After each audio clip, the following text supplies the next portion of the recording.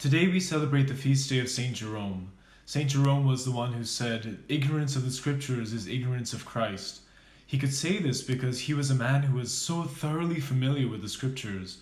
Not only did he know one version of the scriptures, but he had collected over time so many different manuscripts, so many different versions of the scriptures, and he had spent his whole life analyzing the texts, seeing the differences, seeing how it was that these difficult differences could be harmonized. And he was responsible for finally translating all of these Greek manuscripts into Latin, what was known as the Vulgate, the common language of the people. So St. Jerome then is a very great and bright mind in the early church, someone who in some way had an impact on the whole history of Christianity. It is humbling then and very encouraging to hear that he was a man who, like many of us, was very human. He was a man who had quite a bit of a temper.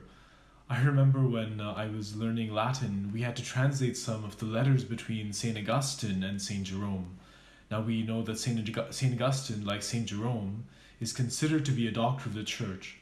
Two men whose wisdom, whose understanding, whose insight into the faith is so valued and precious for all of history.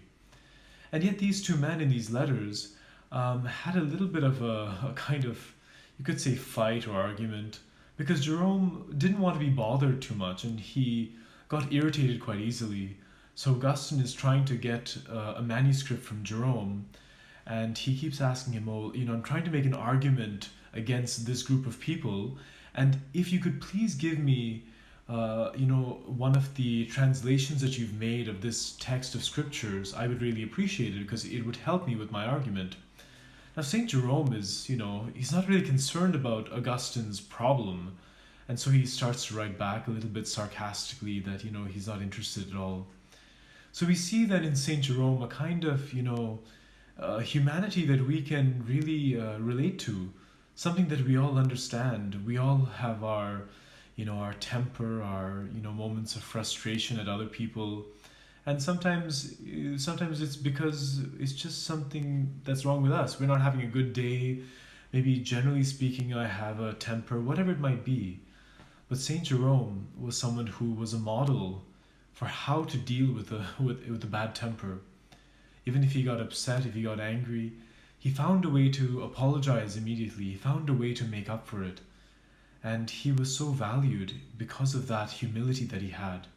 He knew himself, he knew his weakness, and even though it was something that he struggled with for a long time, he allowed himself to recover from it.